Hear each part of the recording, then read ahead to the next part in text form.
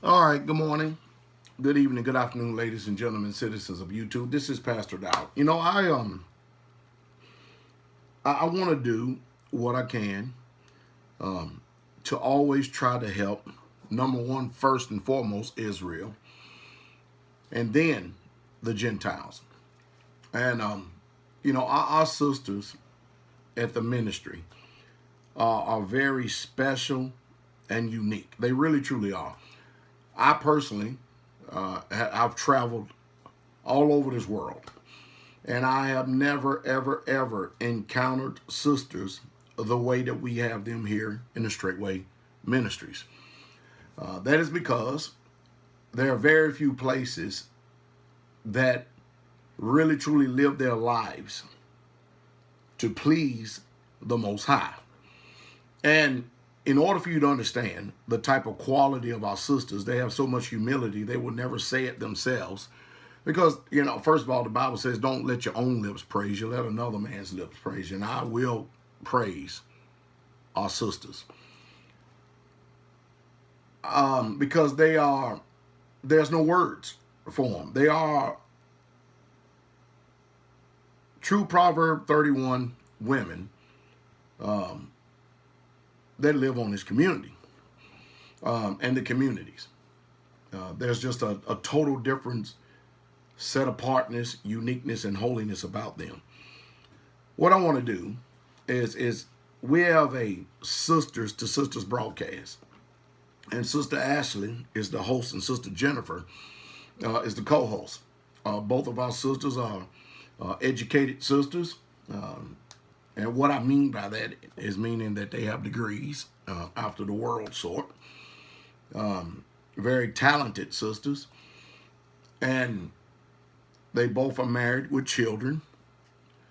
And I want you to listen to this particular broadcast if you choose to. Especially, matter of fact, I want men and women to listen to it for your edification, exhortation, and comfort, so that you can see the difference between our women here at Straightway and the women in the churches or in the world. I don't think there's another woman in the world that can meet our sisters' set apartness, true holiness. I just don't. I have never met any. And it's to be commended. I hope, and this is my hope, is that some way, somehow you can receive edification, exhortation, and comfort. I cut out the beginning portion of the broadcast to try to get to the meat of it. And I'm hoping that some way, somehow, that it would inspire many of you. I will also include a link down below to our Sisters to Sisters broadcast, as well as the many YouTube channels that they have in order to bring about ministry to the families. I think our sisters got it right.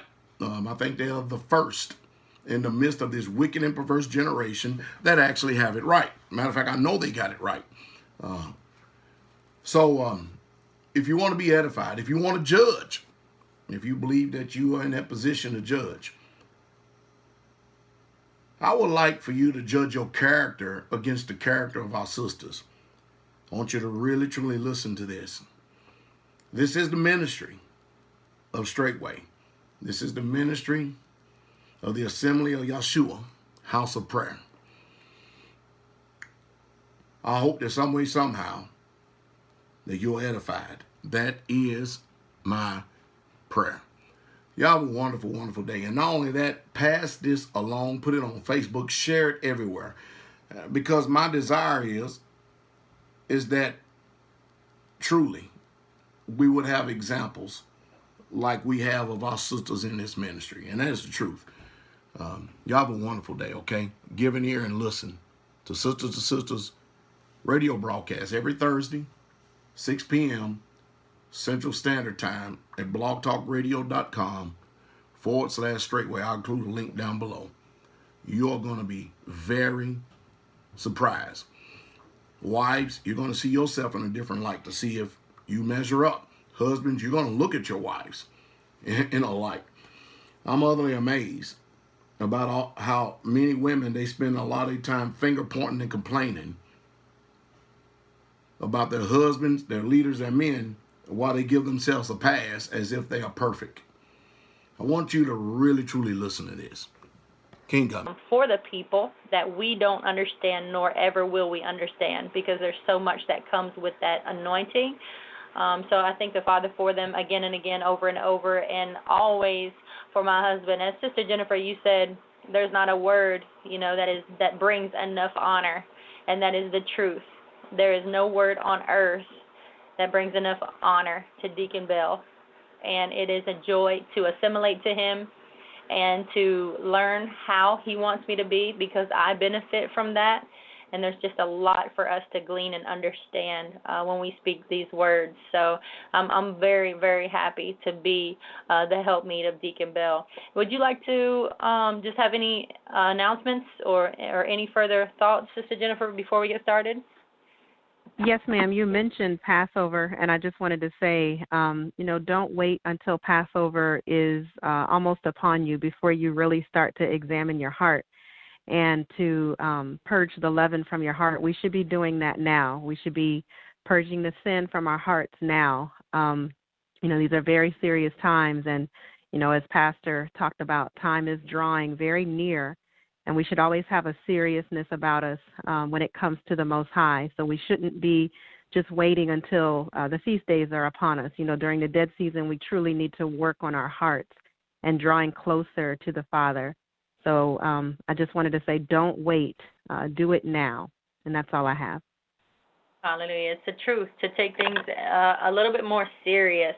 I wanted to share some things that was placed on my heart, first and foremost, for us to really, we understand in part, Jennifer and I, the role that we have as spokespersons for this ministry. We represent a very large body of sisters and women who are talented, skillful, meek, quiet, joyful, bear forth fruit. And what we do is, you may see us as examples or hear us as examples, but there's so much more than just our voices. And what we do as this show is actually we paint for you the picture of the ideal, holy, righteous women that we're all attaining to be. And I thank the Father for the avenue where he allows us to do that. So it's not... we can ever be growing. We can always be learning something and getting better. I, Chief, Jennifer, Chief. So I hope that you get that picture out of this show, that it's a continuing process to always be better and to never be settled where you are, no matter where you're from, your age, right, nation, color, or creed. And so tonight, we just have, it's not even, I can't even say a warning, but I just admonish you to improve your hearing. Improve how you hear. Day to day, you're talking, you're listening, you're engaging in some form of communication, and you're hearing. But you need to continually hear what the Father has for his people, what his Spirit has for his people. To hear is to actually apply your attention and obey what you have heard. That's the function of the word hear that I'm acknowledging. Hear, O Israel, Yahweh, our Elohim, is one, which Pastor just did an amazing breakdown. I know y'all like the ice and the water and the steam, right? Or the fog, I should say. I really like that breakdown of the Holy Spirit, so acknowledgments to him for that. But to observe and hear all the words, this is our command. Observe and hear all the words which I command you, that it will be well with you, and that it will be well with your children after you forever. And when you do that, the word says, you do that which is good and right in the sight of Yah. When you do what? Hear. When you hear. So hearing actually has an everlasting effect on you and your children. Not because I'm tuning in and I heard the show and man, it was good, or man, that preaching was off the chain and man, the Spirit really moved. No, actually putting it into action. We can't emphasize that enough. all the people shall hear and fear and do no more presumptuously. So proving that a required action from the people doing the hearing. Hear what the Spirit says to the assembly. Daughters of Zion, some of you are not listening. And you got to own up and say, it's me. You got to say, I've been told this and I'm not doing it. It doesn't matter if it's a natural direction you've been given for your body or a spiritual direction that you've been given from the Father or from a man of Yah, or just simply even going to someone. I'm going to you, Jennifer, with this. Just simply even going for advice. If you're going to someone for any form of counsel in which you believe that the Father has led you to ask that person, it is in your best benefit to follow that instruction. Sister Jennifer, do you remember the cabbage example? And if you do remember it, can you share it? And then any words from you. Go ahead. I remember some of the cabbage example, but I remember Dad Dowell going to Pastor, and he needed healing on something. I'm not sure what he was dealing with, but I remember Pastor gave him the advice of eating cabbage. He said, you need to eat some cabbage. So when he was given the example, he said, now cabbage didn't have anything to do with the ailment, with what he was dealing with. But Dad Dowell obeyed, and he ate the cabbage, and he was better. So it was really about the obedience. It wasn't about the remedy that he was given in that particular case. But he obeyed, even though it didn't, it may not have made sense. He didn't sit there and say, well, this doesn't make sense because cabbage doesn't do this for this particular body part. He just went ahead and he obeyed. And the Father, based on his obedience, healed him. And if I'm not mistaken, it was his back. So, yes, it was his back. And I'm going back to you. If you remember, and I know you do, the parable of the sower. And the sower goes forth to sow. And some seed falls on good ground, and it springs up, and it bears fruit 100-fold. And then he says right after that, the Messiah says, he that has ears to hear, let him understand. So the seed is the word, your heart's the ground. And what are your thoughts on the few that have ears, Jennifer? What are your thoughts on the few that have ears to hear versus the presumptuous hearer? Or how easily we can believe ourselves to hear and understand? When I hear pastors say over and over again that Yah is the one who opens your understanding, Yah is the one who gives you ears to hear, it really puts you in a sobering state of mind, a sobering state. And it makes you want to really listen very carefully because it's something that we can take lightly. Not everyone has been given ears to hear. Not everyone can have the understanding opened in certain areas.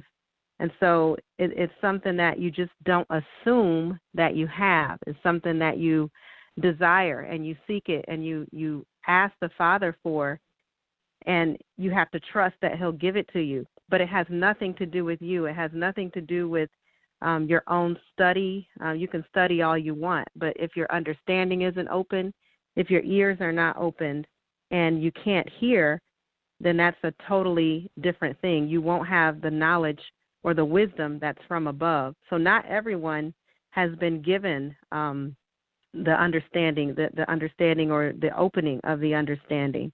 And it's something that you really have to be humble about in admitting, Father, please open my understanding in this area, instead of assuming that your understanding is opened. Very good. And Ezekiel said, Son of man, Yahweh said to Ezekiel, I should say, Son of man, you dwell in the midst of a rebellious house, which has eyes to see and sees not, and has ears to hear, but hears not, for they are, he repeated it, a rebellious house. And I can't, even in the intro, glorify the Father enough for the beautiful people that we have here, provoking us to all be better. But at the same time, we dwell in the midst, Israel, of people. When you gather in your home fellowships and your home assemblies, or you come to the tabernacle or wherever you may be the one that he's talking about. But there are ash heaps amongst us, as Pastor said, empty vessels with no water, hard hearts amongst us, those with ears but without ears, those with eyes but can't see. And we haven't taken the art of hearing seriously. As Pastor even said, we're influenced by both spirit of truth and spirit of error. And we would be making a mistake to believe that I, Sister Ashley, has never been influenced by the spirit of error. Only truth. We can't say that. So there would be a lot more diligence and obedience and fear of Yahweh coming forth from his people, a lot more power, a lot more gifts, as Pastor's been proclaiming for years, if we would take the art of hearing seriously and actually apply what's being brought forth. In Jeremiah chapter 23, there's this very hurtful, passionate proclamation from the Father, and it's a woe that's put upon all the false shepherds. You can read it in your private time if you'd like, but Yah says, I did not send them, yet they ran.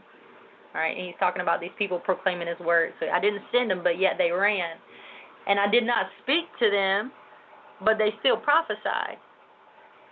But the people that these men are prophesying to, lying to, and misrepresenting, that's his concern.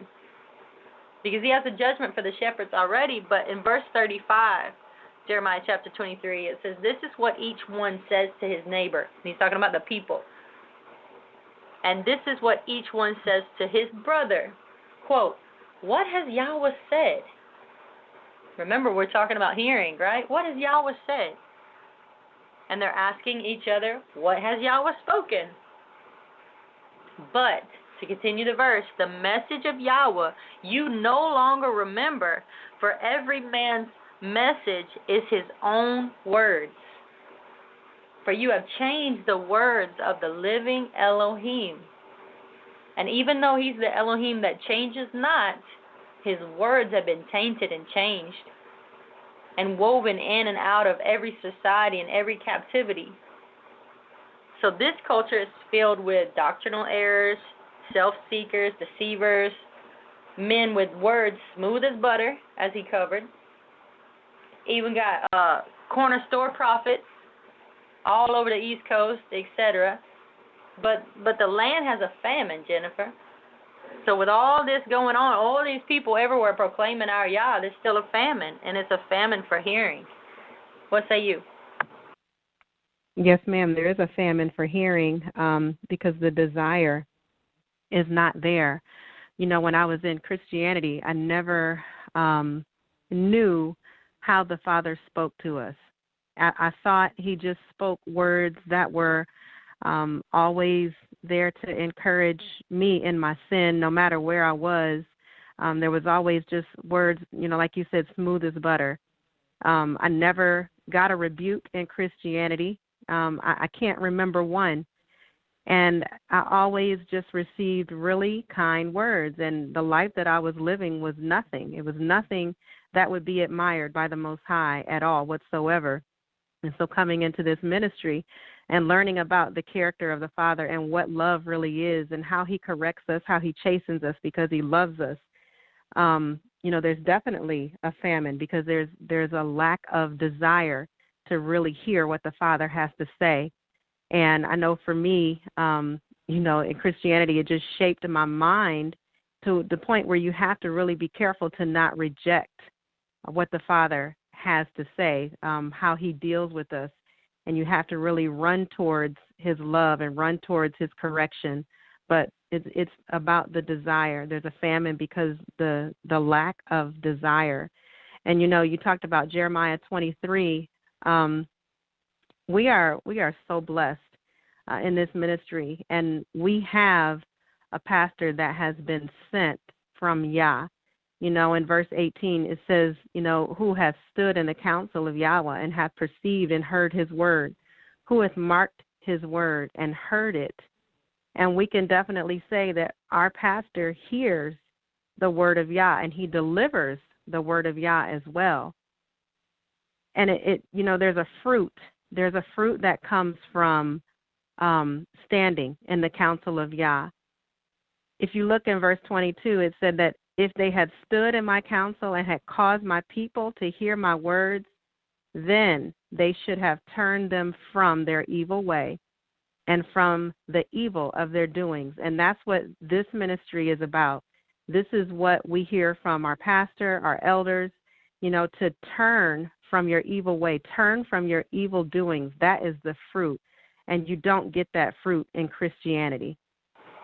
So true. And as many or anyone who has a problem with us uplifting or supporting the man of Yah as we try to do, especially on this show or any other avenue, they simply, if they have a problem, they simply are jealous. They want credit themselves. They want their name called. They want recognition for what they're doing. Believe me when I say it. It is the truth. They are just wanting their name called. The Spirit of Yah moved on a man. Check this out. Imagine you're 100 years from now and you're just reading this story. But the Spirit of Yah moves on a man 25 years ago, which if you were reading the story, it would be 125, okay? So the Spirit of Yah moves across the earth, and he finds one man to do what no one taught him, to build what no man has built, to proclaim the word of Yahweh in a way that it has not been proclaimed to his people in this generation. And that man is Charles Dowell Jr. Now, this is a mighty thing. Building up these communities all around us, that's a mighty thing. It's no light thing at all. It's miraculous, marvelous, and fearful in our eyes. So that man is my shepherd and the backbone of this ministry. Now, in fact, what he began 25 years ago and what he proclaims as the truth even now, were it in fact falsehoods, let's say it were in fact falsehoods, there would be a lot more like him. Would it not? If what he was doing was false, there would be a lot more like him. There would be a lot more men speaking and living what he's saying and living like him and proclaiming what he's proclaiming. But there is not. He's the lone voice crying in the wilderness. Jumping back to hearing, because that's our requirement. Is not my word like a fire, declares Yahweh, and like a hammer that shatters a rock? Jennifer? I think about the ministry, and you talked about the start of the ministry, the word being proclaimed. And Yah says, I change not. So this message that has been proclaimed, it's not changing. It's the same message. Now, there's been growth along the way. There's been wisdom that has increased, but the message is still the same. The message of we need to come out of her. We need to repent. It's the same message, and it's not going to change just because, some are just not comfortable with it. And this is the message that we need. And I'm personally grateful that I know now who I am, whereas before I never had an identity, but now I know who I am. So this message will not change. It's actually getting stronger. And I'm noticing the more resistance that this ministry receives, the stronger the message becomes. It's so true. And Jeremiah says, thus said Yahweh of hosts, do not listen to the words of the prophets who prophesy to you and lead you astray. They speak a vision of their own heart, but not from the mouth of Yahweh. They keep on saying to those who, this is Yahweh's words, okay? Jeremiah 23. He's saying the prophets are actually speaking to those who despise me. So if you're a hearer of the falsehoods that he speaks of, he's saying you are despising him. So verse 16, they keep on saying to those who despise me, the people who despise me, they say, Yahweh has said, you shall have peace. And this is not what our show is all about. Okay, we're going to go many different directions, but we have to put emphasis on hearing because we don't take it serious enough. And we just believe ourselves because we have ears on our flesh on our bodies that we're capable of hearing, and it's not true. So back to Jeremiah. And to all those who walk according to the stubbornness of their own heart, they say, no evil comes upon you. That's what they're telling any and everyone. No evil's going to come on you. This is how you do it. This is how we do. Love, love, love, whatever their doctrine is. For who, as she said, she brought this out, that's why I'm going back. Who has stood in the counsel of Yahweh? Who has seen and heard his voice and obeyed it? It was not you. That's why we give credit to the man of Yah who stands in the gap for us. I cannot hear from the Father without my husband or without the Father. Now, if you are unmarried, you will hear the Father through men as well. Just because you are not covenanted to a man in the flesh or married, you still have to hear the word from a man. But here's the question, Sister Jennifer. Did your mother and your father and your cousin and your brother and your co-workers and just everybody around you, did they hear Yah's voice and obey it like you did? No, ma'am. They didn't. Even the people that I went to church with didn't hear. You know, we the church that I went to, we had these people that would come in and they would call themselves, quote unquote, prophets. And they would speak words over you, you know, kind words, words that you wanted to hear. And when I finally learned how the Father really speaks to his people, how he speaks to us, I became very angry because I thought back to those times and it was something I had to repent for listening and hearing something that was not from Yah. I mean, they may as well have had tarot cards because this was not from the Father at all. And so these types of things should make you angry. You know, when you hear the smooth words, you know, the things that Christianity tries to speak over you, they try to avoid rebuke. They try to avoid correction because there's no love whatsoever in Christianity. But no, there was nobody. No one heard at all. And here we have such a collective oneness about ourselves. It can be nothing but the Father, because we collectively agree, even as women, that we have to submit ourselves to our husband as in the fear of Yahweh. There's a lot of power to that and a lot of unity to that no other assembly or ministry or religion has.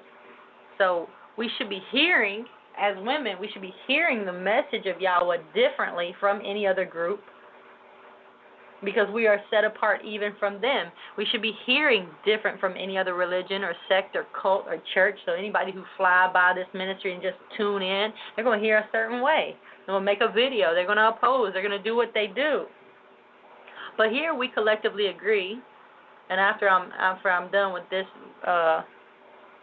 description, Sister Jennifer, I'd like you to either agree or disagree, but we collectively agree as women that submission, there's a lot of honor in submission.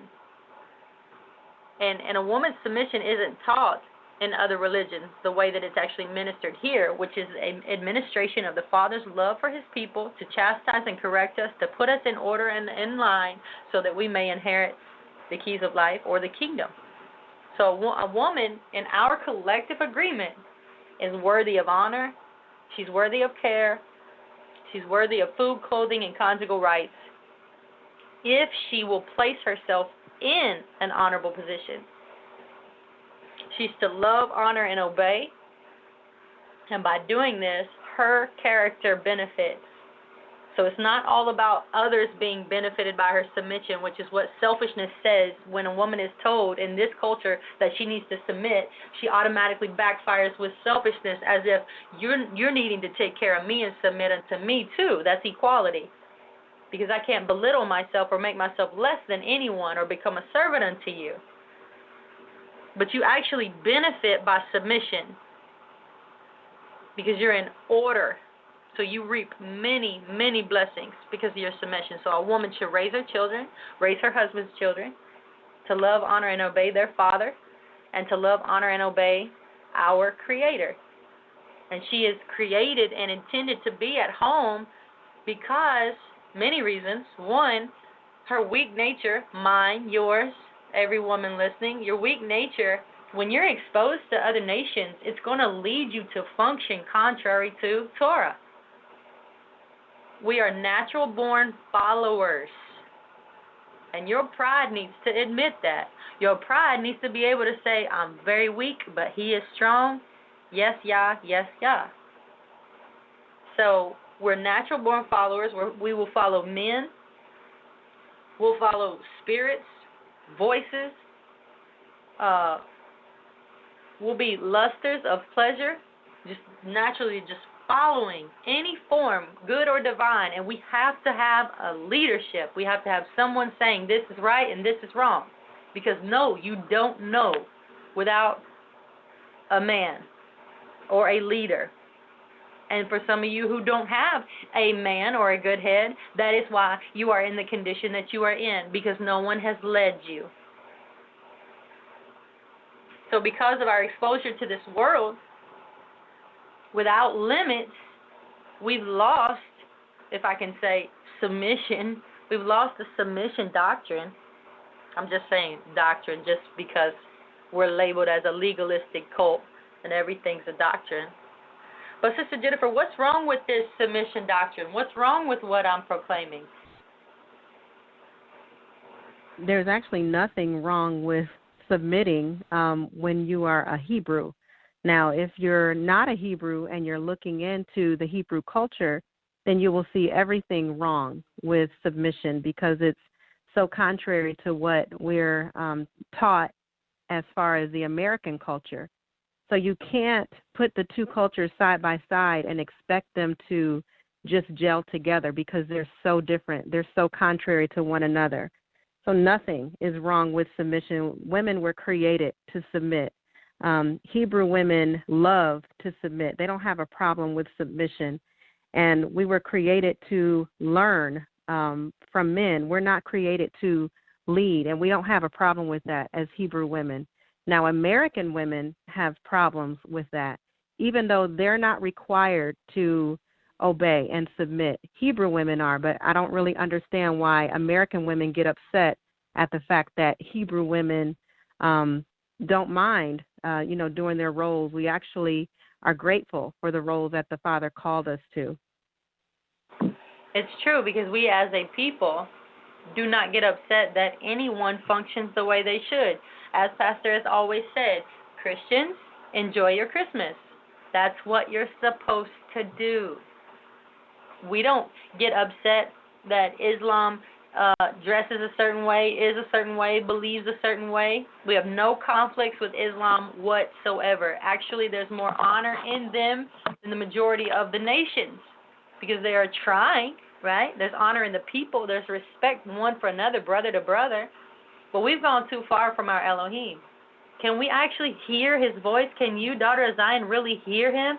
You think you're hearing because I'm talking to you, or because you tuned in or subscribed to some video, or because you call yourself Israel. Do you really believe you hear? The book is full of people who believe themselves to hear. Can we actually unite in righteousness? I'm going to a book by Dr. Gina Murray. Some of us call Mother Gina. I've got a couple of quotes I want to read you from her book called The Them in Him. All right, the them in him. Some women operate under the error or misnomer of helpmate. Okay, quote, helpmate. Notice the mate, quote, mate, implies more equality of function and companionship without structural order. This order must be understood not as an ontological difference in value, so there's no difference in value, but the order must be understood as an authority structure necessary for proper function. In other words, please hear, daughters of Zion. In other words, here's her quote: the Creator does not value males more than females. Remember, they were created at the same time as them in Him, but the difference is in authority for the purpose of function. Nonetheless, Male headship is clearly indicated by the order of the making, meaning he simply made the man first. Is that not clear enough? But there's no difference in the value, which is another voice of rejection in those who oppose submission. One more, and I'm going to you, Sister Jennifer. Submission, she says. Allow your husband to cleave to you. All right? She's speaking in third person. Let me read it correctly. Allow her husband to cleave to her, meaning that she is to use her will to subordinate her identity, thoughts, feelings, purpose, agenda, and mission. Subordinated how, Mother Gina? To God, through assimilation to her husband. All right? Now, the last sentence, she speaks of this assimilation to your husband. This process must go until completion, and she should not allow any idea, person, or thing to interrupt this process. And I got to throw in family member. That's what she means anyway. So this process of assimilation, you to your husband, must go on until completion. Jennifer? You know, you talked about family, and I'm thinking about a video that Pastor put out where he talked about being prepared, preparing your heart for persecution. And family, it seems, they're the number one source of resistance when it comes to a marriage between a husband and a wife. They typically are the number one source who really can't stand to see the level of submission that the women have to their husbands. And he said, you know, you have to be prepared to put distance between you and those who resist you. And it's going to be, you know, the family members. Those are going to be the ones who resist you the most. So in order to fully assimilate, some may have to put distance between you and those who resist you, you and your family members, so that you can fully assimilate to your husband and so that you can fully submit the way that you are supposed to. Very good. So I'm just going to bring up this term, something that came to my heart this morning really early. I just want to share emotional hearing with you. Just think on that in your quiet time. Someone, one of you, will benefit from it, because I want to warn each of you against emotional hearing, because we're so easily swayed by our emotions. It doesn't matter who is speaking to you. If you are emotionally hearing, you're not hearing with reason. You're not hearing facts. You're not able to move out of the state of mind that you're actually in and transform into what Yah wants you to be, because your emotions are controlling your hearing. And He desires to speak to you. He loves you, daughter of Zion, but you're not hearing Him. So, example, if you easily get on board with the doctrine of peace, you know, proclaimed by the masses, and you have been affected by equality, and with equality, there's no pecking order, and without order, there's lawlessness. So if you're used to voices that are smooth as butter, or an ex-husband who verbalized and beat you down with his words, you have developed and heard a certain way. So if you're used to men catering to your needs,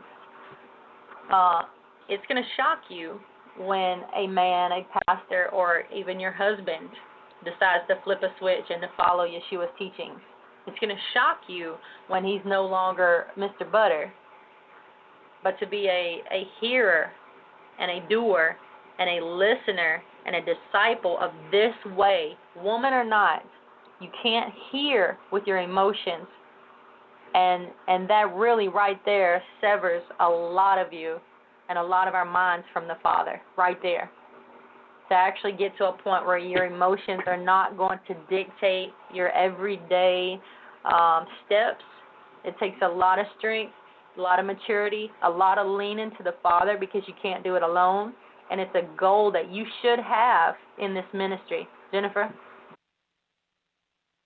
I think that, you know, a lot of times concrete speech to some can be offensive because, you know, in the world we're not taught to communicate in a concrete way. We're taught to be very abstract in our communication. And, if someone is communicating with you in a way that you're not used to, they're communicating with you concretely, you could hear through ears of rejection. You can hear a bunch of self-hate. You can hear a bunch of shame or condemnation instead of really hearing the message of love. Someone could be coming to you in love, and you're listening with your emotions, and you're hearing all these different emotions, and you're missing every single point. And so you never go back and realize that, okay, I'm the one in the wrong. It's not the one who was giving me the message. The one giving me the message was actually loving me. But I'm the one in the wrong because of my hearing. How many of us have actually repented for the way that we have heard, the way that we have received something, knowing that it was not the right way that we received it, and it's because of our mind being messed up that we received it the wrong way? How many have really gone back and repented for that? And it's so necessary so that the Father can really change your mind and that you can begin to hear properly. Very good, and I just had this come to mind. I had a faithful sister come and correct me about something that was necessary that she do so, and I noticed that I wasn't hearing. I know that doesn't. How do you say it?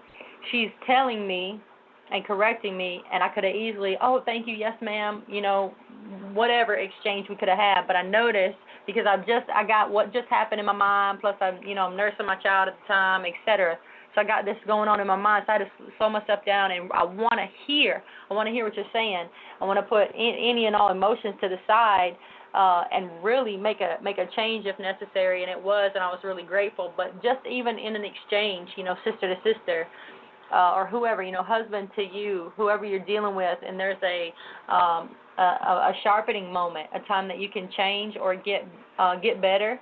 Make sure you're hearing, and even that is an art to do, because you have to know that you're not hearing, and you have to know that the person speaking to you is loving you. You have to just lay all emotions aside, and I just praise the Father for achieving a certain level of maturity in that area, because it makes a huge difference in your life. It really does.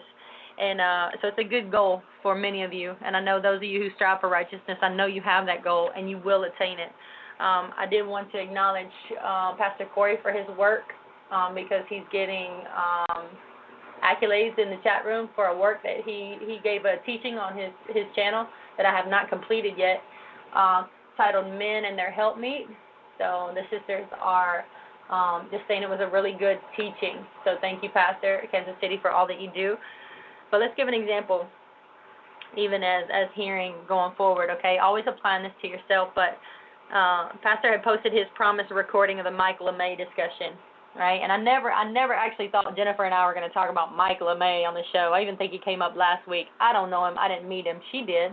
But sometimes when I'm thinking on stuff, you just got to use examples of what's really going on in order to bring clarity. So the facts are this. We know that a woman has taken her children that actually belong to her husband, but she believes in this Gentile society, she claims the children to be her own, and she leaves her husband. Okay, that's a fact. We know that. That's been taught to us by Pastor. We don't got to know details. We don't got to be nosy. Believe me, you don't want to know the weight that he carries. So we know that this man has not neglected, abandoned, beaten, or forsaken her. We know that. We can tell that by this interview. And we know that this man desires to reconcile. So as you hear this man, Mike LeMay, speaking to Elder Rufus, to Pastor, as a woman knowing the truth, for the most of us, okay, as a woman knowing the truth, then you should hear a certain way. You should hear the desires for reconciliation. You should hear her need for submission. There should be, no matter what this man, Mike LeMay, is presenting, or how he's speaking, or directing himself to any of your emotions, all right, you should be hearing the way the Father would deal with this situation.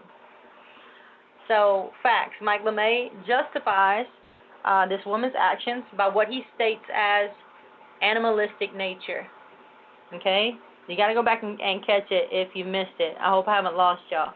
But he's justifying what this woman is doing and how she's turned on her husband by claiming it as animalistic nature. And he justifies her fleeing from her husband because of his self-proclaimed knowledge of the brain. And that's my own words, because he's saying, I study the brain, and he throws out algorithms and all these things that if you hadn't been in science or chemistry in the past 10 years, you don't know what the hell he's talking about. And so he already caught you right there.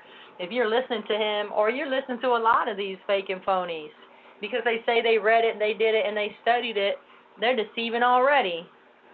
And so what if I have the ear, Jennifer, to hear emotionally? What if I'm engaging in this video pastors posted, or even if I was there live, and maybe you were, but how will this man sway my thoughts?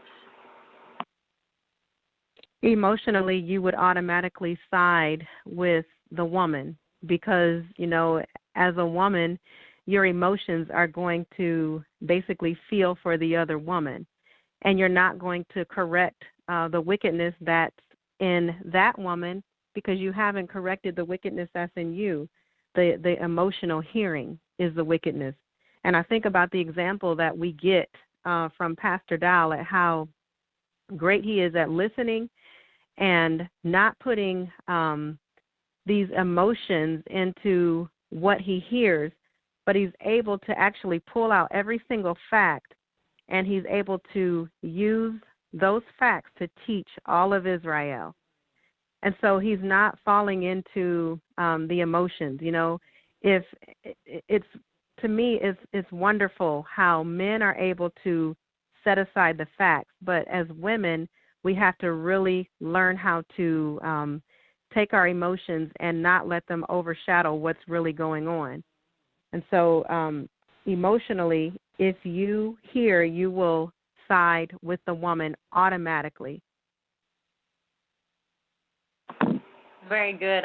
Once again, I have to glorify our brothers and our men that are striving for righteousness as our examples to show us how to hear, and that's a heavy weight on them, because they have to show us. Without them, without Deacon, I would be lost. I know only in time, of course, but as Pastor and Elder Rufus did minimal speaking during this meeting, they did maximum hearing, and that's very impressive. And as Elder even stated, you know, Yeshua comes to divide, and he comes to send a sword. And our brother has found truth to actually confirm what the Father was already showing him. And that's a really good point that he made. You have a brother who has set himself apart. He's Israel. He's been chosen. He's the very elect. And the Father is moving on his heart. So he finds something to confirm that he is thinking and believing right, and then he's really listening to the voice of the Father. And we have someone that is asking him to compromise that. And Elder and Pastor are not swaying and siding with that nonsense. So let's do a quick yes or no test. Sister Jennifer, I'll ask you to just give me a yes or no. Are you, everyone please in your hearts, if you would like to follow, just answer these quickly, okay? Are you a child of the King, our Father? Yes, ma'am. Okay, if yes, and you said yes, can you rebel against our Father? Yes, ma'am, I can, but it would not be wise. Very good. So if you rebel and you claim animalistic habits, will he accept you? No, ma'am, he will not. He will not. And if you are afraid that, and I'm jumping off the test for a minute, if you're afraid that your husband is believing wrong, doing wrong, leading you wrong, I ask you one more question. Yes, I will. Can you leave him? Can you leave him according to Torah if you're just afraid? No, ma'am. Right. So your emotions, daughters of Zion, will never sway our Creator. Now, your emotions are going to sway a buddy, a biased best friend, a psychiatrist, a Christian pastor, Your emotions, women, sway your children, and they even sway some of your husbands. But Yah truly does not waver at emotions. And I'm telling you, it's because I've been so full of them that I understand he's not wavering or moving. He does not need me. So if it were so that he would give us a little bit of time and be swayed by how we feel and let us catch up, then if that were so, then his word wouldn't be a fire and it wouldn't be a hammer, would it? So Jennifer, deal with the emotional thought that is common, so common, because the enemy doesn't create, he imitates. So he's going to give common thoughts to sheep. Deal with the emotional thought, I just need a little time to understand. I just need time to catch up.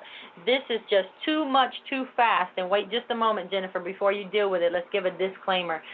Above, I can't say above, but just like all the women that hear us, Jennifer and I understand the emotions that you can have, that can lead you, that can control you, that can dominate you, that can feel so real. You can feel so belittled, so demeanored. Whatever presentation the enemy has given you, we understand. Now, if I were wanting to do a show catering to your emotions, I think it would be a very successful one. We could just pass emotions back and forth, and we could all say, amen, I heard that, I know that, I dealt with that. But that's not the basis of the show. The basis is you are to hear and you are to do. You are to change, you are to choose. You, Sister Jennifer, please deal with the common voice that the enemy gives women, that they just need a little time to understand, and they just need a little time to catch up. I think that when I hear something like that, we have to remember that we should not take for granted the fact that he has been so gracious to call us. There were 5 wise and there were 5 foolish virgins. And when I think about that, I think about, I wonder what the foolish virgins thought when they saw the wise ones. When they saw the wise ones doing exactly what they were told to do, it didn't provoke them to righteousness. They saw that and they got into their emotions. They had to have gotten insecure or jealous, but it didn't provoke them to righteousness enough to actually be prepared for when the bridegroom returned. So the 5 foolish virgins were saying, we just need more time. I just need more time. And I don't want to get caught saying I need more time, because he's been so gracious to give me what I need to actually run this race. And I'm not going to take for granted the fact that he has called me. Just because I'm called doesn't mean that I'm chosen. It says that many are called, but few are chosen. So I want to be a chosen one. I want to be a chosen one who obeys. I want to be a wise virgin. I don't want to be a foolish one. And if I'm behaving foolishly, I want to be provoked to righteousness. I don't want to see a wise virgin and get jealous because she's growing closer to the Father. I want to actually learn from her and grow closer to the Father myself so that I can be wise in all areas, be the wise virgin. And Sister Ashley, you read a letter a while ago. I believe it was probably a year or 2 ago, and you read a letter from a woman who had challenged her husband's walk with the Father. And she nagged him so much about, what he needs to do to change. And, she didn't agree with his relationship with the Father. And she finally got what she wanted. She got divorced. And this woman wrote in to tell about how she regretted how she had treated her husband, how she nagged him, how she challenged him, how she was outside of her role. And it was really an eye-opener. And she wrote the letter so that there would be women that would not make the same mistake. But it was really such a good letter, and I don't know if we can get that maybe in a future broadcast and read it, but I think it would be worth hearing again.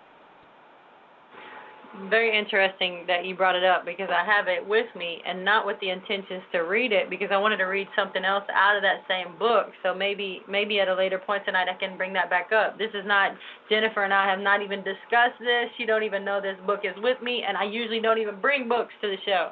So blessed be the Father. But He gives us so much time, Dr. Zion, but that time is not your schedule, your way, your time. And so if you are hearing a voice that you need to, this is too much too fast, or I got crammed into this, or I can't take this, or whatever, you listen to a spirit. You're listening to a spirit, because this is the way, walk ye in. Keep my commandments, do them. It will be well with you. Choose life, not death. I am the way. His way is perfect, David says. I will instruct you in the way you should go. And you do not enter any other way but by the door. Right? So you don't enter into the sheepfold by climbing up other ways, the same as a robber and a thief, right? You're going to enter by the door. This is His way. It's not yours. John says, make straight the way of Yahweh.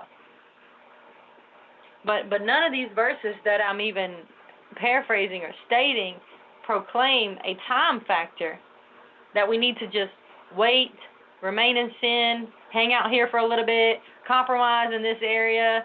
It's okay if I do this until I get it. I can't really change that yet. No, that's Christianity. There is no yet. It's here and now, and there's manyfold examples in this ministry of here and now. So once again, you're left without excuse. But the voice is ministering to you. It takes some time, or I need time, or I'm not understanding all this. And when your emotions, check this aspect out. When you're actually engaged in warfare, or to the point where you're not engaged, but you're being a victim, or you're losing the battle, and you're paying attention to these voices that are ministering to you, and your emotions are actually, this is the scary part, your emotions become stronger than Yah's chastisement. And if you think time is the answer to that, you're way wrong. When you feel the pressure to do good, but you don't do it, do you just need a little more time? I mean, that wouldn't even make sense if you had, remember, you took the quiz, some of you. I said, are you a child of the Father, of our King, of our Creator? Are you a child? Yes. Okay? So when you disobey, does Yah just say, go to your room and think until you get everything ready and together, and then come on out and do my way? And a child responds so many different ways. If you've had them, you understand. I impart because my children are still young. There's immediate and cheerful obedience, just as some of the servants of Yah. Some have, some of you, I should say, some of us children have dysfunction within us, and we get correction and we change. Some rebel and get the rod and change, or some just might harden their hearts and refuse the tears that the rod brings. And I remember, Sister Jennifer, this is no joke, because you have to first of all, you have to be a disciplinary of your children to even understand what goes on while giving the rod, while giving instruction. And I had gotten the rod of correction so many times growing up. I'm telling y'all.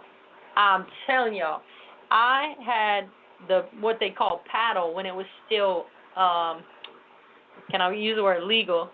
When you were still able to receive correction at schools, that wasn't lost in my generation until I got into freshman year of high school, and they ditched it. So now this generation has no clue that you could even be touched by a teacher. But back in the day, my day, you could be touched by the teacher. And I've gotten the rod of correction in every year of school by every teacher I ever had, not to mention endless and countless, innumerable times at home. And I had gotten the rod of correction so many times growing up, Sister Jennifer, I literally remember what it was like to stand there and harden myself so that it wouldn't hurt. I was not going to see or not going to be hurt. I was not going to shed tears. I was not going to show emotion. I was not going to be chastised and let you know that you're controlling me in any way. Now, that's some kind of spirit to be in, to my shame. But I'm free. And so I understand as the Father's chastisement comes, how you can actually have that same resistance in you. And your emotion in you is so much greater and so much more truth to that emotion than his chastisement and his rod? Talk to me, Jennifer.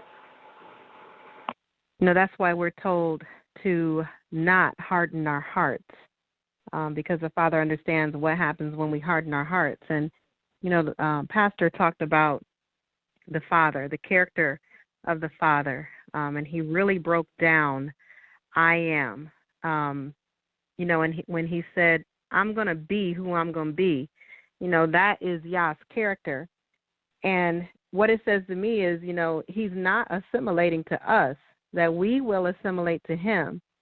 And he's going to be who he's going to be, and we will not limit him with our emotions. He won't be manipulated with our emotions. He's going to deal with us the way that he needs to deal with us, and we're going to receive it or we're not going to receive it, and we'll just pretty much fall away if we harden our hearts continuously. Hallelujah. Are you still able to hear me, Sister Jennifer? I lost my screen. Yes, ma'am. I hear you just fine. All right. So I was warned of this last week that if it took place, that I would continue the show, be able to speak. I just can't see chat anymore, and it's doing an update, and I lost Blog Talk. So that's fine. All right. So I'll just ask you to keep up with chat if that's all right. Let me get back on track. I wanted to deal with a letter. That's why I brought the book that you mentioned earlier. But I wanted to deal with this letter that was written. It was written by a woman named Yolanda. Okay, and she writes a letter to a Christian female minister. All right, so what we're going to do is just assume that she wrote it to us. And Sister Jennifer's never heard this letter. And if any of you don't have the book, which I'm not going to state at this time, then you have never read it either. Okay, it's just not a book that I would like to put out on air as if we support it as a ministry. Okay, so let's let the listening audience see how to properly show this woman the way of Yahweh, okay? So if someone writes something to you and you're reading it, there's still an art of hearing, okay? There's still an art of hearing. So if you hear any woman's stories emotionally without any reasoning, then you just may be supporting her rebellion, okay? So here we go. Dear, all right, we're going to say Dear Jennifer. Dear straightway truth, sister to sister, right? Dear Jennifer. I've been married for 19 years, and my husband really is a great guy. He knows the Lord, but has not been as consistent with his Bible reading as I would like to see. I'm not saying anything to him about it at all yet. Our problems really stem from a change that he made for our family that started about 3 years ago. When we married, he was studying to be a CPA, which y'all should know is an accountant. I helped him through the last year of his schooling, and I spent 15 years with him going through long hours of tax seasons. I didn't like it much, but I knew that was his career. He wanted to find some job that would let him stay at home, and he could be his own boss. And I thought that was such a noble cause, and I wanted him to be with our sons as they grew up. Well, what he has decided to do now, I can hardly handle. He decided to become a dairy farmer. We are city people. I told him all along that I really didn't have a desire to be a dairy farmer. For 3 years, all he has done is read and research it, and I know he can make it work. It's just not something that I want to do. I've had to cope with a lot. He still works in town, and he rushes home to go straight to the barn. I had to wait for dinner on him last night until 7 p.m., and then he rushes home and goes straight to the barn again. I was really hurt. I'm tired of working and feeling as though we are getting nowhere. This is tearing the family apart. I know I must be submissive, but I truly do not want to do this. It is not my dream. There was no talk of farming 19 years ago. Sister Jennifer? My advice would be submit. Repent for the thoughts of selfishness and submit and support your husband the way that you were created to support him. Support him with your lifestyle. Your lifestyle speaks volumes. You don't even need to say anything. So your submission to the Father through your submission to your husband is what will be the words that you need to speak. But you don't need to say anything. You need to submit and support him. Very good. And even this ministry said, I wonder if Yolanda's husband will quit his dream come true because she drops frequent reminders that 19 years ago he didn't tell her that someday he was going to be a dairy farmer. Will her unhappy, overworked expressions break his joy and rob him of his vision? If he does go back to being a full-time CPA, I wonder if he will spend the rest of his life dreaming of what a different kind of lady or a different wife would have brought him. Maybe a bunch of happy children or a barn full of milk cows. That's a good response, right? So let's take it a different way, Sister Jennifer. I got my screen back. It just popped right up. Hallelujah. I'm gonna read it a different way. Okay, more like if we were in conversation. I'm gonna try. Okay, I haven't practiced this. I'm gonna try.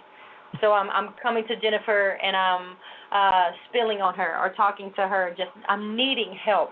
Okay, I'm desperate for help. So here I come. All right, Jennifer, you know that I've been married for 19 years.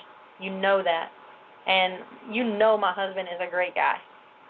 He knows Yahweh, but of course he hasn't been consistent with all the Bible reading that I would like to see him do, and I'm really not saying anything to him about that yet, so I'm just kind of letting it slide.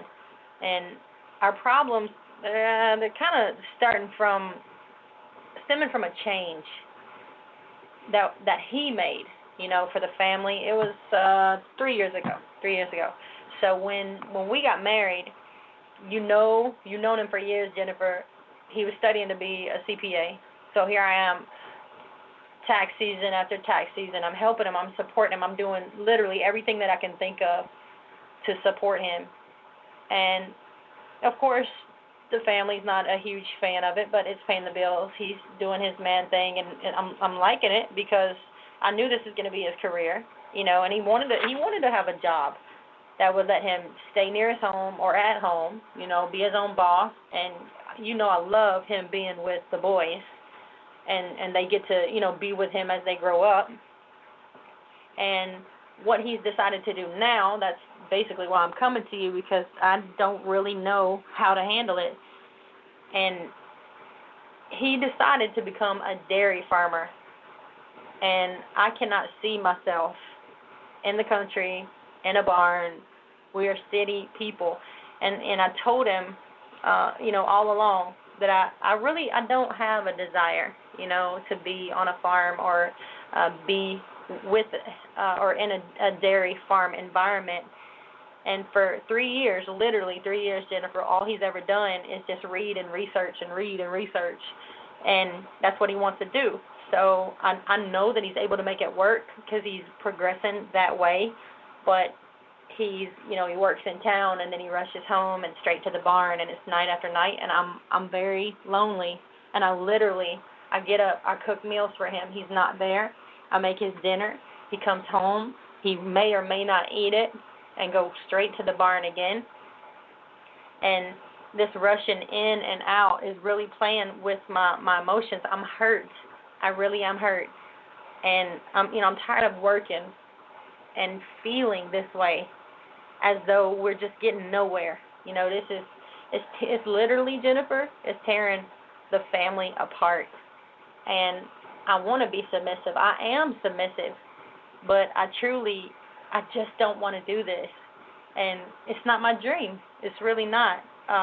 Please help me out, because you know that when he committed to me 19 years ago, there was no talk of this kind of change. Jennifer? It sounds like there are a lot of emotions and feelings that are dominating what you're dealing with. This is really the response of a woman who is losing the control that she has been given, a woman who never should have had the control that she had. So this is a woman who is losing control and really being put in her rightful place. And it really is a beautiful thing if you could set the emotion aside and really see the beauty of what the Father is doing. Submit and support your husband, and really understand that as a Hebrew woman, your husband is not here on this earth to fulfill your desires and to cater to your emotions. You're here as his help meet, and you're to help him meet, his goals, what the Father has placed on his heart.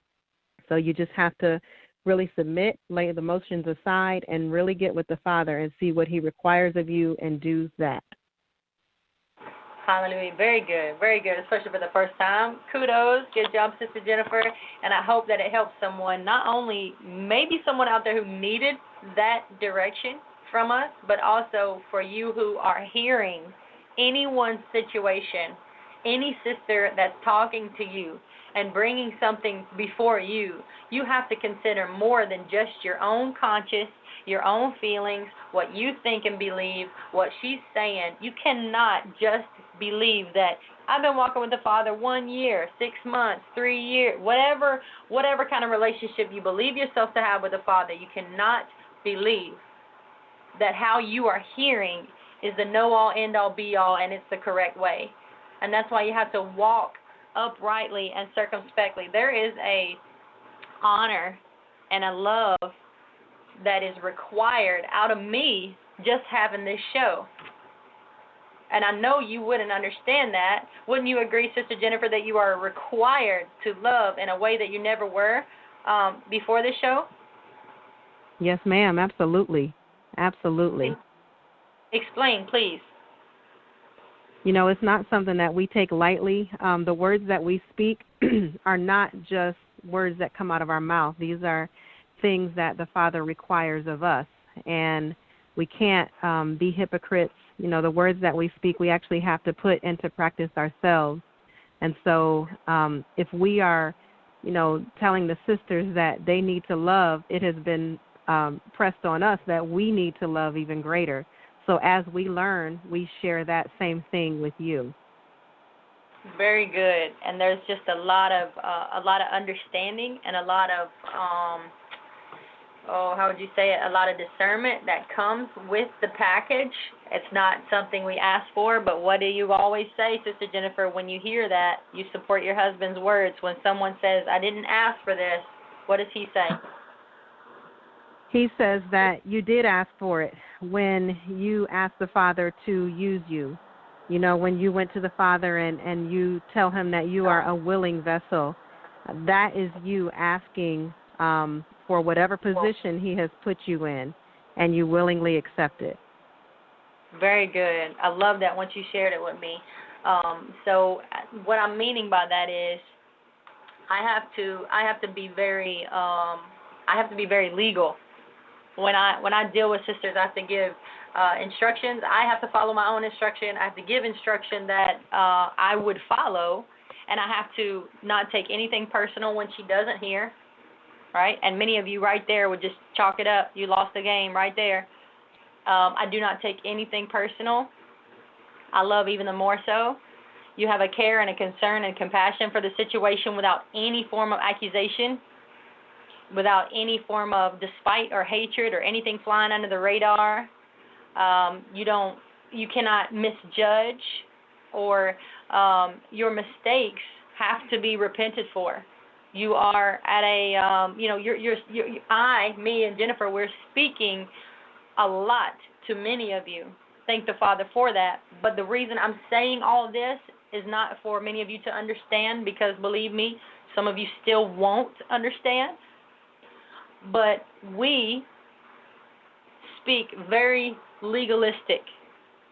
And legalism is something that we as a people have been accused of being ever since I ever since I've known, and of course many years before me, ever since I've known the ministry, you're going to hear that from maybe your family members or whoever, that are just some legalistic cults, right? Holding people to standards that are no longer viable, no longer needed, or no longer necessary.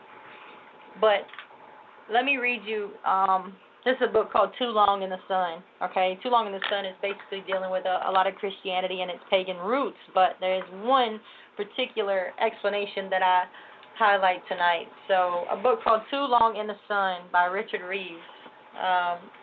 Everything I've come across is by, pastor or the elders, someone having the book way before me, okay? So I do put this out there as a good source of pagan roots for Christianity.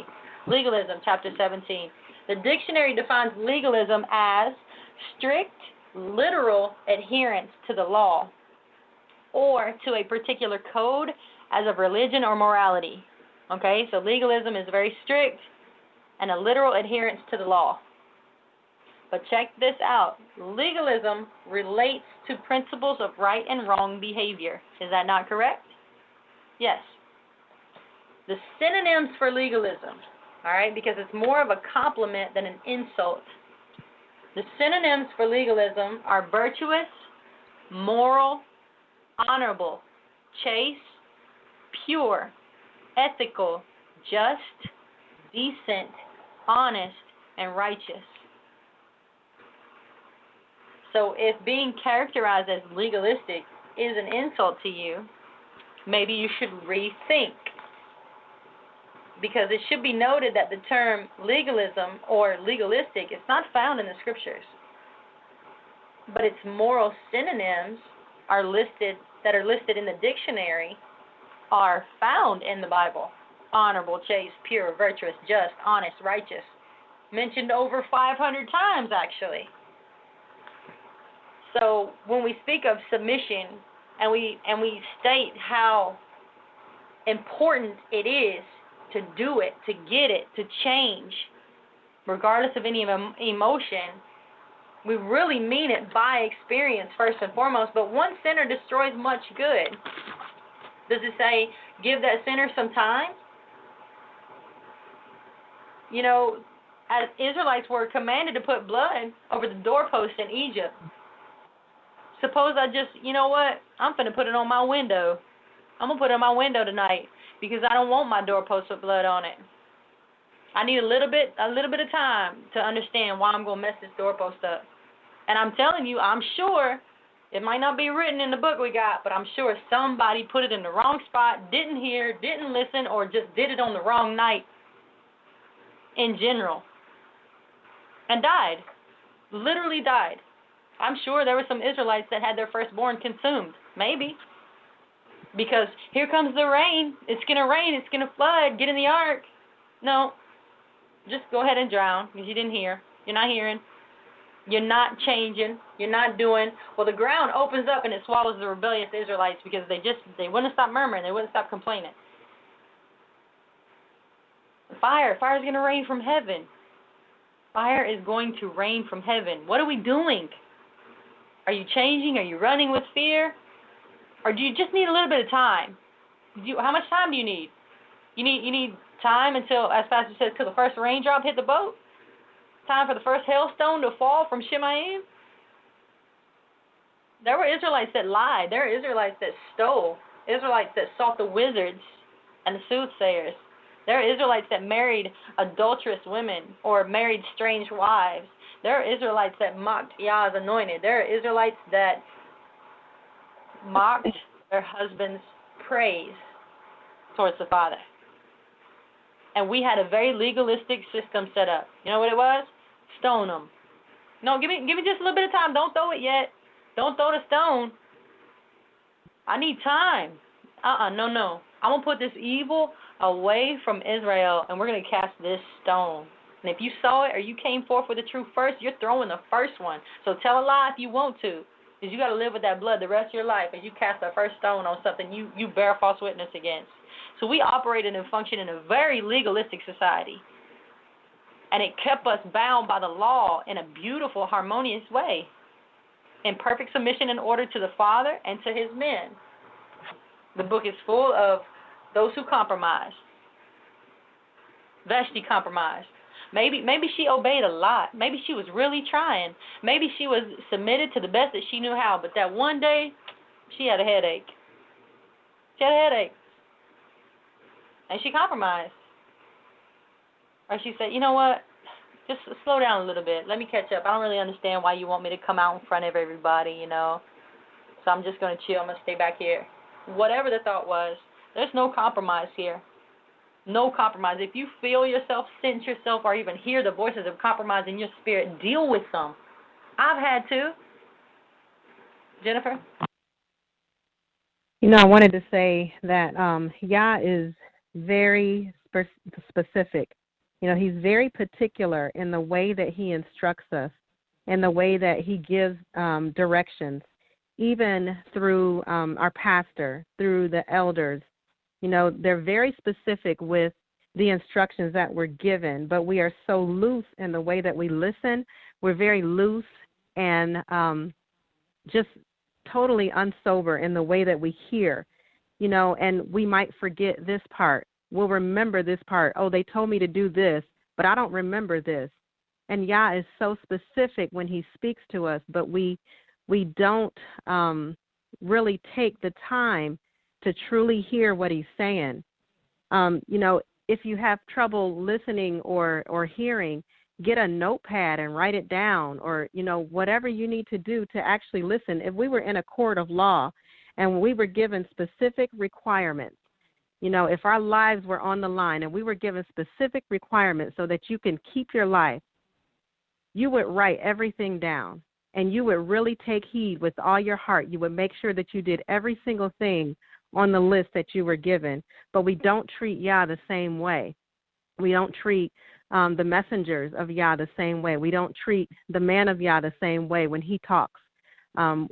We don't. You know, they give instructions and we only, you know, well, I did this part, but we didn't do the other part, and we don't really see the error in it. We don't see how awful it is. We really don't, because we would give the world more honor than we would give Yah. And that is the truth. There is terms of agreement with this covenant that we have with the Father. And your submission that you will be judged on, and that's, I'm telling you, that's a fearful thing just to even utter it to y'all, because I will be judged by my submission, not what you think about it or how you see it or how I said it or what or this tone or that. No, your judgment is nothing. I stand before the Creator as a mother, a wife, a friend, a sister, and a submitter. So submission is you doing someone else's will. Do you understand that? If you take away the factor of someone else's will, take that away, set that aside, then submission doesn't exist. Because if it was just your will, there is no submission. So if submission is required, someone else's will comes into play. That's the terms of agreement. So we're not cohabitating with Yah. We're not equal with our husbands. We're not coexisting. We're not being influenced by the pain and the emotions that we have. We're not resisting Him. We're not being led by the lust of our eyes and the lust of our flesh. That's why we look the way we look. That's why it's not appealing to you, many men, whatever. We're not living for men. We're laying down vain thoughts. We're giving up the pride of life. We're not allowing opinions to even drive us. We're not even ever, hopefully, come on sisters, ever engaging in any form of marital dispute. And we're definitely not partaking in any lawlessness. So try that for a resume. Try that for a track record. Soundbite that. Send it all over YouTube. Jennifer? Yeah, that definitely wouldn't look good on a resume for any American business. It's interesting how, this American society is afraid of any type of honor, any type of respect, any type of submission, anything that is humble. The world is truly afraid of it. They shy away from it. And all the Father wants us to do is to really die to our flesh, to die to ourselves.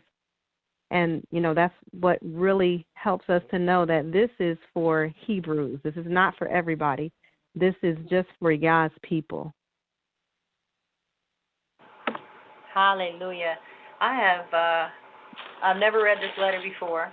I'll stop if it's unnecessary, but I just opened up this book because I was going to find what you had referenced earlier, Jennifer, and this is an interesting page I landed on. Let's try this, okay? Please listen to me is what it's called. My heart is heavy. I desire with my whole heart to bring our children up in the ways of Yahweh. They're ages 2 and 5. My deep concern is this.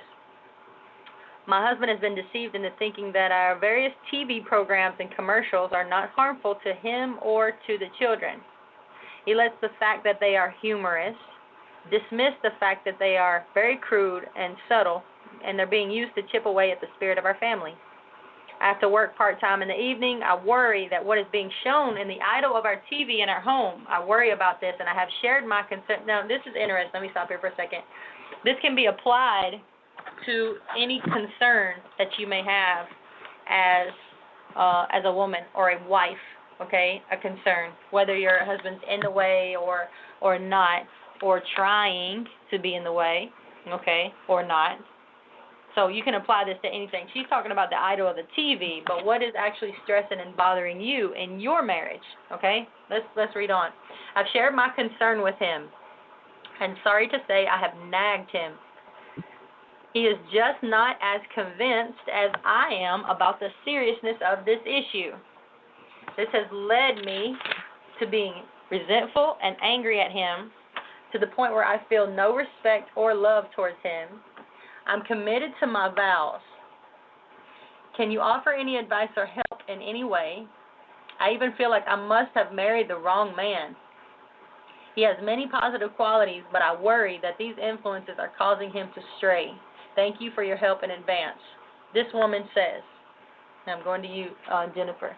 Dear Susan, just imagine what it would be like if your husband just disappeared one day. No more bad commercials. No questionable TV. No warm beds. Just lots of long, lonely nights and days of toil at a job away from your children. The children will not be with their father watching TV. They'll be with a babysitter who's trying to take care of them for money. You'll wonder if the babysitter is having her boyfriend over for a little sex in the bedroom while the kids watch TV alone. The young children will cry when you leave for work, and the older children will be glad to see you go so they can exercise their newfound liberties. Imagine the car has something wrong with it, but you can't take a day off to get it fixed. Money's in short supply. You discover that the social circle for a divorced woman with a bunch of kids is really small. And then the kids get the flu, and the babysitter refuses to work because she's not going to take the chance of catching the flu for a few dollars. So for a year or two, your ex gets the children for the weekend, and you have no control at all over what they do. But you're too tired to care anymore, and in time, the child support you thought was required by law is going to stop. It's going to stop coming because your husband has left the state with another woman. That's just the beginning of how she deals with these letters that she receives in this ministry. I like that. Jennifer, what say you about this letter, and what can you add? I think that as a mother, you're charged to raise the children, and you're charged to be their teacher. And so regardless of what your work schedule is, at some point you come home and you communicate with your children. And, if the children see their mother have a righteous lifestyle, a lifestyle toward Yah, and a relationship where she actually respects her husband, she treats him with respect regardless on if she agrees or if she doesn't agree. It's important to have communication with the children and to genuinely discuss, what they did today. The children will automatically talk about what they learned today, things that may have bothered them. But that's a great way to open communication between you and the child, and you can talk about, well, what did you see? Do you think that was right? How did you feel about that? And you can talk about the right way instead of really going at the husband and nagging the husband. But there could be communication between the children and the mother. And, if the mother is in the right spirit and her heart is really right and wanting to really raise her children in righteousness, the Father will give her that opportunity. Very good. And let's bring it back to present. Let's say you are Susan, for whatever your issue may be. Because if you continue to dishonor your husband, the scenario that I read could likely become your own personal nightmare soon or later. But, she described herself as resentful and angry, and maybe you have that same description of yourself, resentful and angry. And that's a good place to be at, because you need to know that, but you need to make change. It doesn't take time. You need to change. And you're slowly being molded into this bitter person. And this letter reveals what's been considered through the marriage all over. If it's so quick to end, I'm committed to my vows, but I need help. Well, are you really committed? Are you really committed to the help that the Father's going to give you, which is stay? And people will ask, well, why did he leave you? And you can honestly actually say to them, well, he got involved with another woman. And the truth is, you ran him off because he watched commercials, or because he whatever he did, and you declared it to be unrighteous while you were self-righteous, and you left his heart, and he left you emotionally. All because you're playing the Holy Spirit. And listen, any young mothers, young wives, don't play the fool. You don't know how bad it can actually get. The devil would love to steal your children's soul, and he'll do it in a much greater way, much more damaging way than your husband's TV. So you have to kind of weigh your options, weigh the odds, count the cost, and he will steal your children's soul, guess what? By your dishonor. And that has a greater impact than the husband's TV and the commercials and everything that you're believing to have this negative impact. It's actually you, the most impactful teacher and homekeeper in the entire house. You have more impact than the commercials and the TV. So the boys may have a difficult time with their sexual drives as a result of the commercials.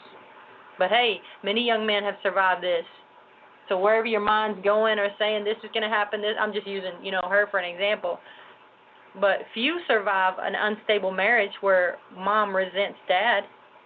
Who survives that? Some of y'all listening are broken home children. How did you do? And your attitude has done nothing to stop the children being exposed to any temptation. And think, if you had lower expectations, you would actually permit yourself to love and honor your husband. If you had lower expectations with the TV, then you would actually allow yourself to love and honor your husband, and your children would benefit from it. So just a suggestion, it's not that you should lower your standards, but in fact your husband obviously should have higher standards.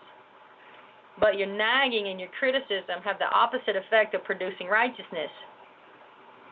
And if you could hold your standards, hold your tongue, hold your man, in time you might be able to put forth an appeal to him that doesn't offend and create an atmosphere that you actually never knew existed in your home, something that you can't even visualize taking place. But as things are today, what's going to happen? Susan's going to continue towards divorce, and she's not going to get on the road towards a heavenly marriage, and she's not going to honor her husband. Jennifer? Yes, ma'am, absolutely. It's typically the thing that you hate so much and you despise it so much because that's the very same thing that is in you, and you're refusing to deal with it, and you want to blame your husband, but it's actually in you much worse. So you're blaming him for destroying the lives of the children, but really it's you, because it's your foul mood, it's your attitude, it's your attitude towards your husband, and your children are being affected by that. Very good. I have the letter. Would you like me to read it and end on that? Do you want to take calls? Do you have any more thoughts? I'm done with the exception of the example letter that we've already read previously on the show in times past. If you could read it and end the show, I think that would be great. It would be a great way to end the show and give us a lot to reflect on. There's not a whole lot of talking needed after this letter. Hallelujah. And I just, as you were speaking, had a phone call. I'm going to go to one. I'm going to go take this phone call real quick before we read the letter. All right, let's go to area code 619. Shalom. You're live with sister to sister, Ashley and Jennifer. Bless you. Bless you. Shabbat shalom, sisters. Can you hear me okay? Yes. Who are we speaking to? This is Sister Candace Nelson from San Diego again. I just want to tell you, I am just, man, I just love you all's show, and I love listening. I love gleaning, hearing, being instructed. I see that I need a whole lot of work. But I'm thankful for you all.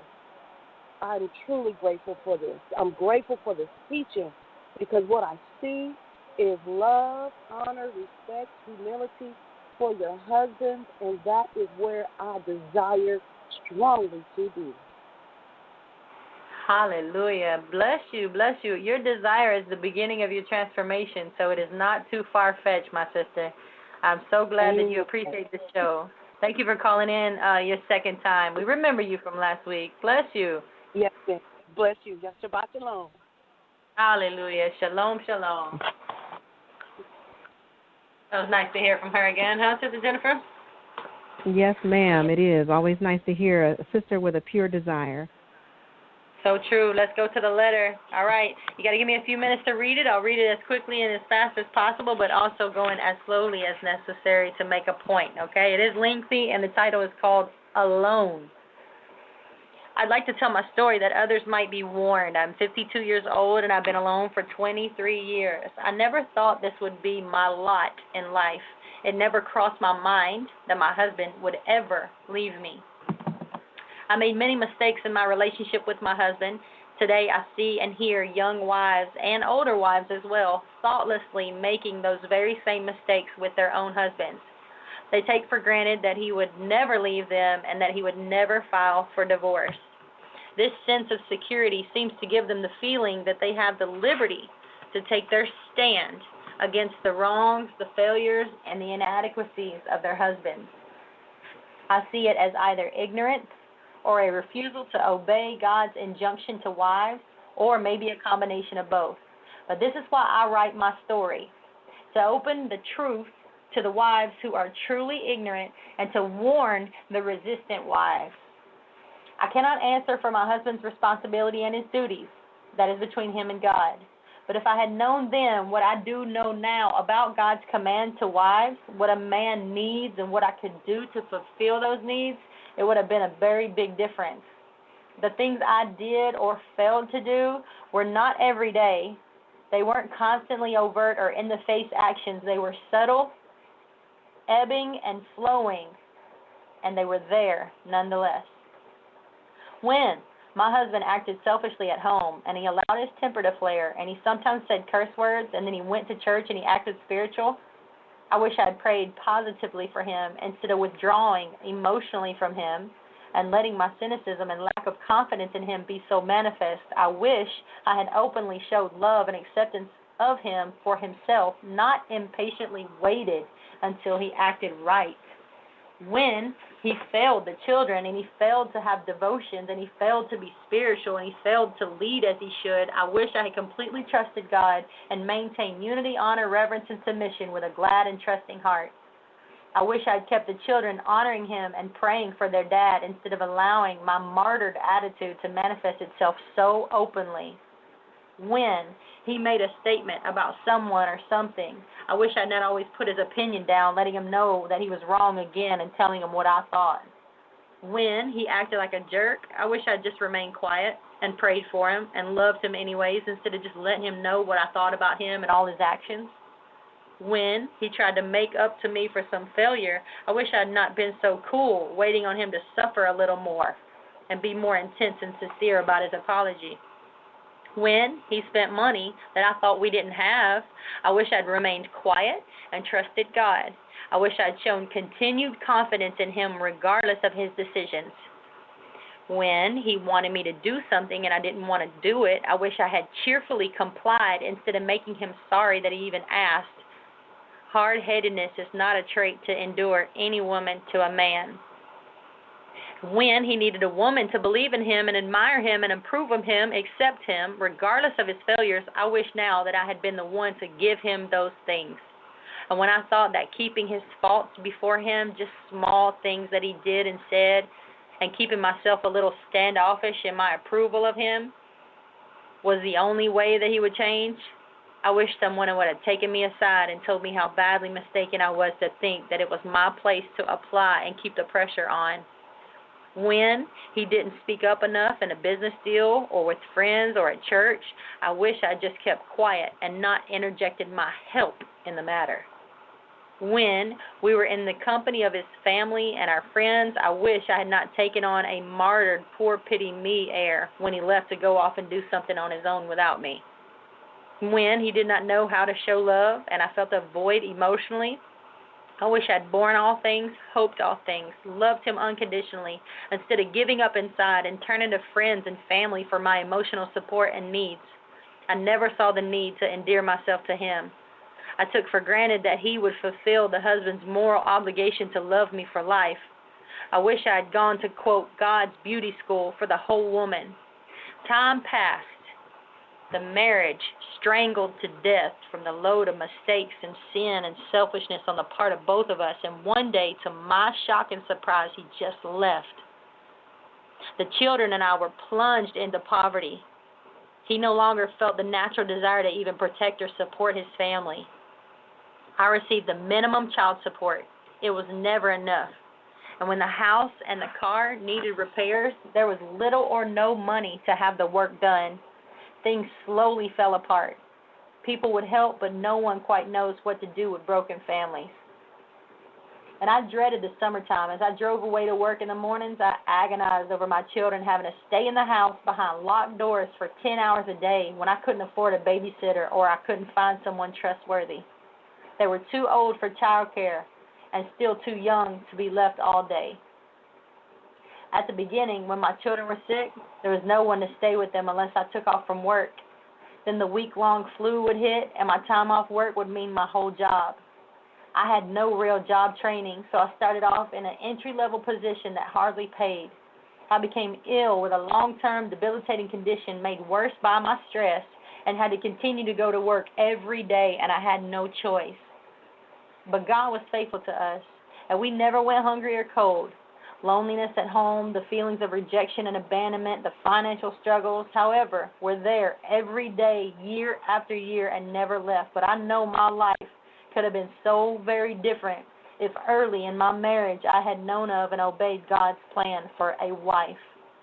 And some of you don't believe that this could happen to you, and in fact, you may well be thinking that it would be a relief if you could get him out the house.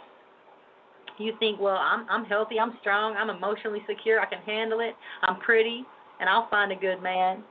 I have family who will help me. I have a good church to support me. I could get counseling. But at least I would have peace in the house and could then live as I wanted to. I wouldn't have all the problems to contend with. These are all things that foolish wives may think, but I know better because my experience, as well as thousands of others, proves your outlook is a lie. Jennifer, end the show. Who hath ears to hear, let him hear. Shalom, daughters of Zion.